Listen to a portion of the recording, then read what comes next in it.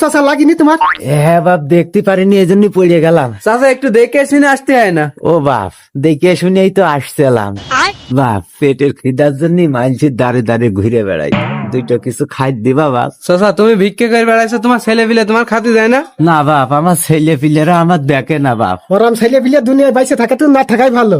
ও বাপ, ওরাম কথা বলিস নে বাপ, তারা যে আমার বুকের ধন, সেই ছোট্ট কালে তুই তাকে লালন পালন করেছি, ওরাম কথা বলিস নে বাপ। চাচা তোমার পেট ভরে গোশ দিয়ে ভাত খাই দিলে হবেন তো? কি বললে বাপ?